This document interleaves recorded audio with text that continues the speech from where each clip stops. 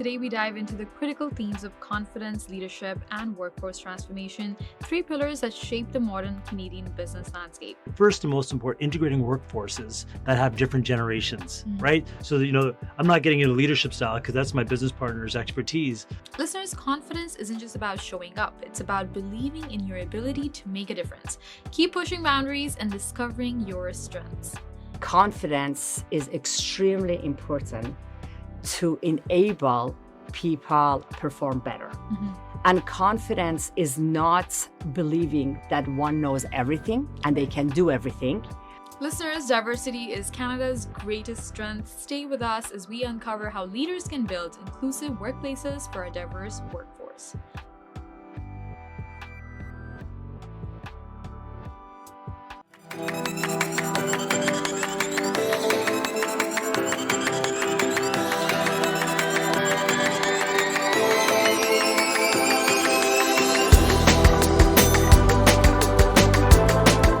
Welcome, everyone. Welcome to the CanadianSME Small Business Podcast. I'm your host, Maheen, and today we dive into the critical themes of confidence, leadership, and workforce transformation, three pillars that shape the modern Canadian business landscape.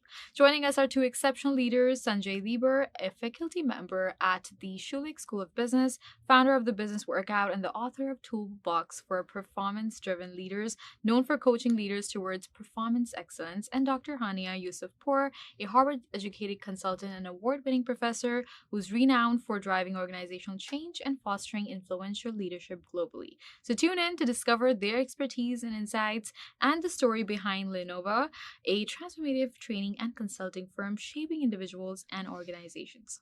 Sanjay and Haniyeh, thank you so much for being on the show today. How are you? Fantastic. Thank you for having us. Yeah, fabulous to be part of your SME community. We're very thrilled to have you both here to share with our audience some of the greatest insights plus the inspiration behind you both finding Leonnova. Now, to begin our discussion, let's really discuss how to thrive amid workplace changes, because organizations today, they face significant transitions, including return to office policies, a shifting workforce, and the integration of Canadian newcomers. Sanjay, how are leaders addressing challenges like return to office policies, work-life balance, and managing executive turnover in today's workplace? Yeah, it's a fabulous question. And it's a hot topic right now amongst for the last couple of years post-pandemic. I'm going to focus on more small and medium business just because, as entrepreneurs and kind of our client-based, we understand the challenges they're having. Mainly because of a couple of reasons. The first and most important, integrating workforces that have different generations, right? So, I'm not getting into leadership style because that's my business partner's expertise, but ultimately, how does that integration work? First of all, embracing it because it's happening no matter what. It's fantastic. And we have this kind of 3-generation mix happening, but ultimately integrating it through change management, training, change management exercises, and kind of constantly having that as part of the continuation of these kind of, whether it's coming back to the office, but then functioning successfully while you're there. Plus, there's pushback for those being in the office, whether it's 2, 3, 4 days a week. Reality is, all major global organizations, the ones that we all use every single day, have moved to that years ago. And in fact, Amazon announced that in 2025, there'll be no work from home policy. Right. And I think they know what they're doing. While I challenge kind of, for small and medium business, but there's adoptions that we can take from it. Now, regarding work-life balance, at the business school, we don't love that term. We like workplace harmony. And the reason is that work-life balance kind of focuses on 9 to 5 or 9 to 4, however we define it. But different people of all age groups want to work their 8-hour day, but not in a structure. Let me be functional starting at 10, or let me start at 12 to 8. However you define that should be reflective on performance related versus time related. And if we adopt some of these principles as a starting point, I think that'll help. And the last thing is around your last comment around change in management. Turnover management, that's a reality of it. For people of my generation, having to work at one place for 8, 10, 15 years was normal. That has dramatically changed. Right. I think being loyal is important, but being a high performer and satisfied, those combination will lead to loyalty both from your employer and you as an employee. That's a great point, Sanjay. I mean, given the diversity of Canadian workplaces, this shift it clearly calls for thoughtful approaches. Haniyeh, in your experience, what strategies are most effective in integrating newcomers into Canada's evolving workforce? Well, that's a very interesting question, and one that's definitely very close to our heart at Leonnova, and a challenge that we're trying to support. There are kind of three pillars when it comes for new immigrants to get integrated into the Canadian workforce. Mm-hmm. The first one is more around their technical expertise. And for that, they need to learn about the Canadian standards to make sure that they either receive additional training or they're able to transform their knowledge from back home in that field and Canadianize it. Mm-hmm.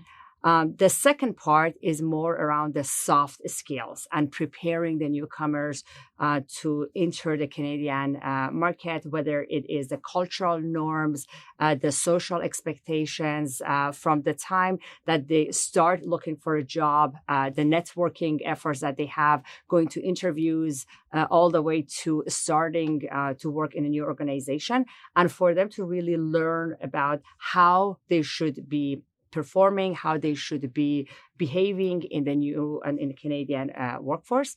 But also the third part of it is that organizations need to be more mindful and have a career path for the newcomers. Because one of the biggest challenges right now is that people need Canadian experience to find a job. But at the same time, to get the Canadian experience, you need to have a job. The other challenge that is significant is a lot of immigrants are working in positions that are not aligned with their true expertise and the knowledge or the education that they have received. So this is definitely a challenge that many people are facing with Canada being so immigrant focused. It has to be addressed both from the individual perspective and the organizations. And that's why at Leonnova, we have launched Project Confidence, which the core of the project is focused on helping professional immigrants build the confidence, gain the right skills. And we have a program called Work Integrated Project, where we give them the opportunity to work on a project for a month that is part of a Fortune 500 organization. So they're not officially working there, but they have the opportunity to work on a project, get exposed to the Canadian workforce, be mentored by an industry leader from that organization. And this should help them close that gap and enable them to prove their understanding of the Canadian market and hopefully increase their chances of employability. So this is something that definitely on all fronts, organizations, the training and educational institution, the people themselves need to support in order to do that. And this project is being funded by Ministry of Labor, Immigration, Training, and Skills Development because they understand the importance of closing this gap. Wow, this is amazing. I mean, it's so evident that businesses must embrace flexibility and inclusivity as part of their growth journey. Listeners, confidence isn't just about showing up. It's about believing in your ability to make a difference. Keep pushing boundaries and discovering your strengths. Now let's explore how confidence plays a critical role in transforming organizations, because confidence is a game changer in the workplace. With it, even skilled individuals can perform. Haniyeh, why is confidence so vital in the workplace, and how can managers help foster it within their teams? Okay, that is a fantastic question. Confidence is extremely important to enable people perform better. And confidence is not believing that one knows everything and they can do everything, but it is trusting their ability that they can navigate through the system, that if they do make mistakes, they can come back from it, and that they can build on their small wins to create more confident feeling within themselves. So one of the things that managers have to do is creating the platform for people to learn, to make mistakes, not to be penalized unfairly for mistakes that they are making along the way, to develop a skill and become better. So by empowering them and encouraging them to try different things, learn from their mistakes, and develop their confidence, manager can really help employees perform better. So this is something that requires both sides. One, to be persistent and continue to try and to learn from mistakes and not make the same mistake twice, but continue to try. And for the manager to support, empower, and create a platform for them to do this. That's fascinating. I mean, confidence, it does seem to unlock potential, especially for those that are underrepresented in the workforce. Now, Sanjay, are there any specific tools or approaches that you found particularly effective in teaching confidence, especially to underrepresented groups? Yeah, excited to answer this question for a couple of reasons. Building off Haniyeh's comments is, although I'm not an immigrant, I'm born here. My parents came to Canada when the other Trudeau was in power as prime minister in the late 60s, and went through the same struggle of a lot of the people the new immigrants are experiencing today. So I'm sensitive to it to help them overcome it faster. But as far as underrepresented, building confidence in them specifically, there's a few things we have. We have some tools, but most importantly, being enthusiastic, to role model, but most importantly, to make them believe that they, as Haniyeh says, the skills to apply them, but most importantly, build a network, right? So underrepresented, I got the skills. I want to do this. I did this back in my birth country. I want to do it in Canada, but they're missing network. So then how do we expose them to get involved in different organizations, whether for-profit or non-for-profit or industry-related, to expose them to increase their network? That is a missing element that a lot of them don't know how to navigate. So how do we expose them? It's no different than the MBA students we teach at the university, right? They have a limited network, but the university provides them with those platform and events based on their tuition to expose, navigate, and overcome the challenge of a lack of network. So, supporting underrepresented people also is sometimes the skills or the jobs they did there aren't as relevant for them here. And so what we at Leonnova developed was recognize there's a gap. Is there a tool that they can fill out, like an assessment, that then upon seeing it could say, here's a sector you should work in. And not only here's a sector, here's also a position that you would excel in based on how you answer these 100 questions. So we developed this tool called Career Aspiration that helps them navigate, allows them to remind them where their skills are, and also have that passion that, oh my goodness, I think I'd be great in the tourism industry doing this. And here's where I could focus my job search. I mean, building confidence isn't optional at this point. It's a necessity for growth. And talking about the tools that you were talking about, let's kind of focus about the importance of ongoing executive education and building resilient leaders, because leadership isn't static. It's a continuous process. We all know that. And executive education, it empowers leaders to adapt and to evolve with the changing times. Sanjay, why is ongoing executive education so important for organizational growth, and how does it shape the future of Canadian workforce? Yeah, this is an ongoing discussion, not just in Canada, but, globally, is the role of filling skill gaps. Okay. So the first thing I'll say is that the biggest thing that employers are saying about students when they graduate is they have fantastic skills. Okay. They're more ready than the previous generation before them. Okay. So that's good news. The challenge is there's 4 particular soft skills they're missing. Okay. And these are consistently being told before the pandemic, and it's actually excelled post-pandemic, is communication. They can build a fantastic slide deck and it's perfect, looks great, got great research, but presenting, storytelling is a missing piece. Number 2, problem solving. Number 3, communication is as a whole, and then critical thinking. So these soft skills are challenging that we're trying to fill the gap. And not only that, though, things are constantly evolving in the workplace. It doesn't matter how old you are or what your title is. We have to get better. And one of the biggest gaps that's happening right now across a lot of industries is digital transformation and the impact and positivity that digital transformation has that could truly allow you to continue not just to keep your position, but excel in your role. And how do you embrace these skills? How do you learn and then apply them? And I think that the role of executive education or just training in general is so impactful if it's strategic and applied correctly. Right. There is no doubt that leaders who invest in themselves, they set the foundation for a thriving workplace. Listeners, remember that growth happens when we embrace challenges, stay curious, stay confident, and keep learning every step of the way. Stay with us as we explore how Leonnova's Project Confidence transforms individuals and organizations. Hey, you think you know UPS? Yeah, that's us. Everybody knows that. You know what you didn't know? This. Okay, try to keep up.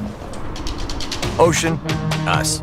Ground, rail, air, so us. Guess who? Us. Customs cleared, borders cleared, done. Us. You still with me? Wait for it. Boom. Us. Intelligent, automated, fulfillment. Us. Yep. Healthcare too.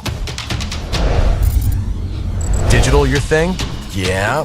Well, book it, ship it, track it. You feeling me yet? Yep. That's all us. That's all UPS.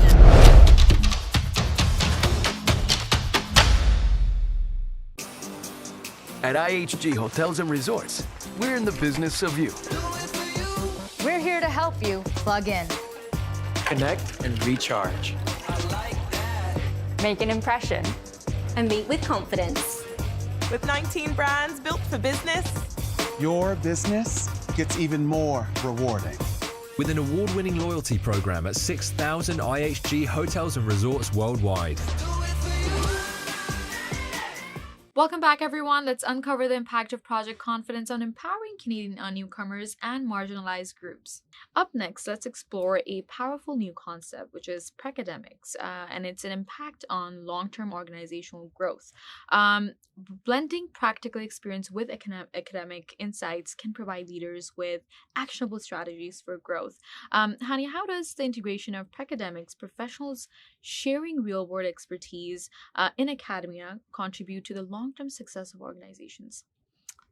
Well, that's an excellent question, Maheen, because learning has changed. Mm-hmm. And what people expect from an education is very different now that they have access to a lot of information compared to 50 years ago, where the classroom was the sole source of information.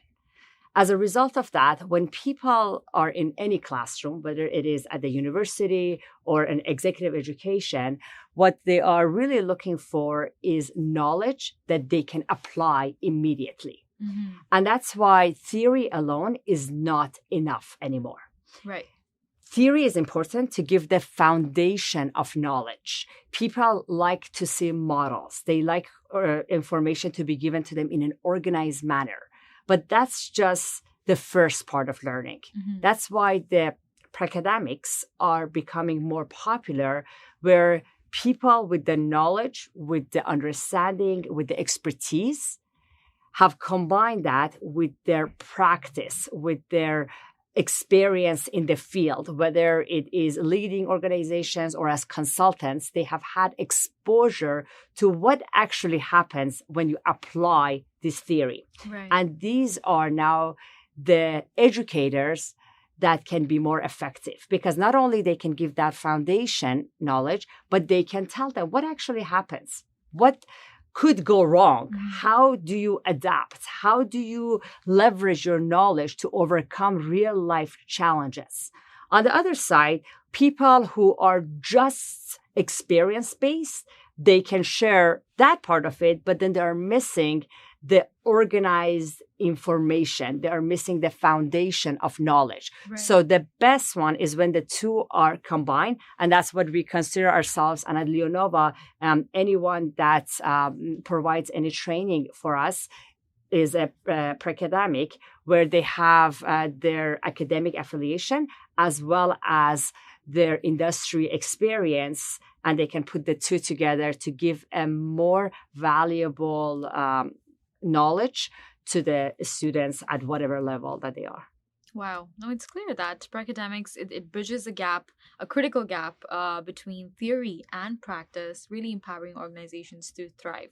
Listeners, diversity is Canada's greatest strength. Stay with us as we uncover how leaders can build inclusive workplaces for a diverse workforce.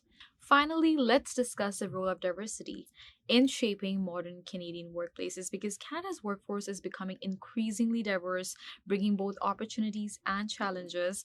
Sanjay, how can organizations prepare to accommodate and harness the potential of an increasingly diverse and changing demographic in Canadian workplaces? Yeah, that's a great point you bring up, and an ongoing challenge that I'd love to talk about. And I think there's a couple areas that are happening. First of all, recognize that this is the challenge your organization has, that, acknowledging, integrating, and incorporating the different ethnic kind of cultures, but also social norms, the way people do things, and work styles. How can we accommodate them, but most importantly, support them, and support them in different ways, right? For example, the smallest things like, we in this country are so good at celebrating Christmas. Right. And I'm someone born here. I embrace Christmas and love Christmas. But I embrace also Ramadan. I also embrace Diwali. I also embrace the various Jewish holidays. And I think overall is that, if it's not just one embracing it, but doing it with authenticity, right? Number one. And number two, doing it consistently. That's not just a one-off, right? But most importantly, ask your employees, your workforce, what's important to them. And how can you provide resources to better support them and set them up for success? We're Labias, obviously being a training and development company dedicated to building confidence in managers and directors and entrepreneurs.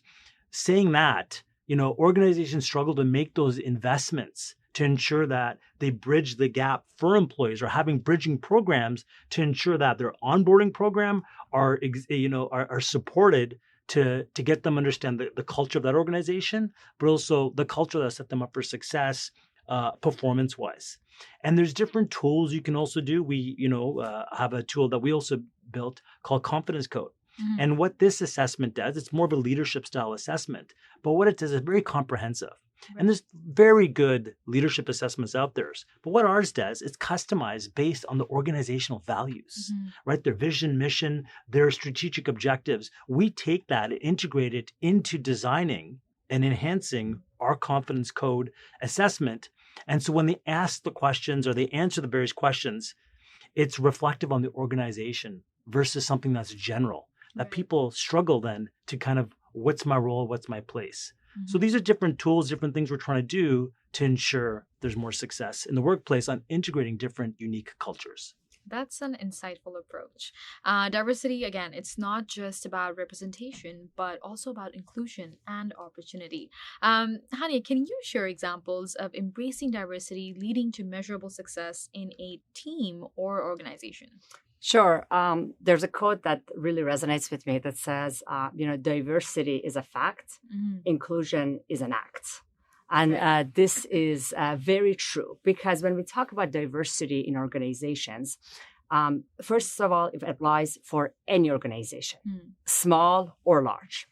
And it should not be looked at as a statistic or a legal requirement to have certain categories as at different levels. How it should be looked at is the true value of diversity and what it can bring to the table for organizations.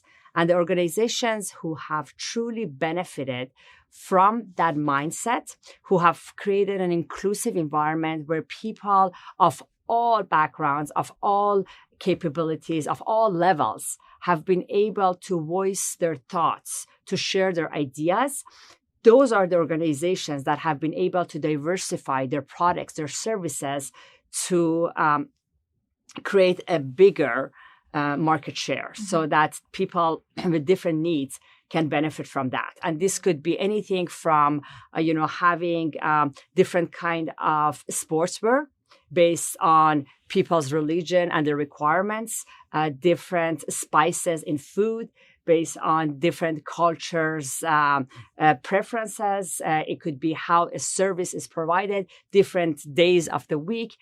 So all of that are going to contribute to an organization's success. And organizations have to really think about how can they leverage this asset, which is the diverse workforce, and especially in Canada, where the majority of people who are working were not even born in Canada, right, where we have 5 generations working in the workplace. And in return, we have now, as of 2025, 6 generations that are consuming the services and the products. So organizations really need to do that. A lot of organizations have been able to excel at this inclusive environment, to have platforms where people can share their ideas. And those who have been open to diverse opinion have been the ones who have become more profitable and tapping into new markets. I mean, when embraced thoughtfully like this, diversity can become a competitive advantage for businesses. Thank you both for sharing practical and such inspiring insights with us today. Sanjay and Haniyeh, before we wrap up, what's that one key takeaway that you'd like our listeners to remember about building confident, building inclusive, and future-ready workplaces? Oh, please, you go ahead. Okay, sure. Well, I think one thing that I want to leave with the audience is the importance of confidence. As you already covered, confidence is so important in helping individuals to succeed and to perform. And everyone has a strength. Everyone has unique abilities, and they have to really become aware of their abilities, embrace their strengths, identify their opportunities for growth, and continue to work in order to become the best version of themselves.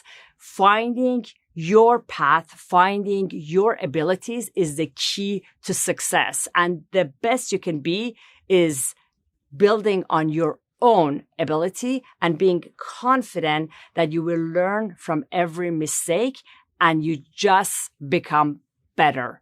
And that is the key to succeed. And before we expect anyone to accept us for who we are, we have to acknowledge that we are all different. We have our own uniqueness, and that we are going to embrace that. I mean, I'm glad you asked this question to wrap things up. I think people don't take enough risks, okay? Everyone's got talent. They truly do. And we love to bring that talent out and remind them of their capabilities, okay? But then they got to take the risk to apply them. And a lot of people are risk averse. In Canadian culture, we're such kind, loving people. Our biggest export of this country is the word sorry. Okay. And it's got its pros and cons, but something I'm proud of being born and living in this country my entire life. I love the values this country has as a whole. But taking risks, especially with a lot of the people that take advantage of your resources and your publication are being entrepreneurship, right? And I think that, if you're somewhat concerned about taking risks in your job or starting a business, do what I did. My biggest gap, I recognized the gaps I had, and I found a business partner who could fill those gaps. Right. And so, the way we manage our business is clearly divided into two as far as her skills and my skills, but how they complement each other. And most importantly, a commitment to collaborate. This is a key word that everyone loves to talk about and use, but actually not properly adopt in the workplace or in your entrepreneur efforts. There's no need to do things alone. Not only do you have talent, but you have talent that surrounds you. Utilize them to the best of your ability to minimize the risk you take in your business decisions. That is amazing. I mean, thank you so much to the both of you for sharing such great expertise and inspiring us with your stories. And thank you so much for being on the show. Thank you for your time. Yeah, pleasure. Thank you. Today's conversation has shown us how confidence, leadership strategies, and executive education are the cornerstones of success in modern workplaces. Sanjay Dhebar's expertise highlights the importance of empowering individuals and teams to thrive meaningful growth, while Dr. Haniyeh Yousofpour's insights underscore the critical role of transformational leadership and organizational change in achieving lasting impact. We'd like to thank our guests as well as to our sponsors, RBC, UPS, Constant Contact, IG, and Google for supporting the Canadian SME Small Business Podcast. For more insights and episodes, please subscribe CanadianSME.ca. I'm your host, Maheen. Thank you for tuning in, and we'll see you in the next time.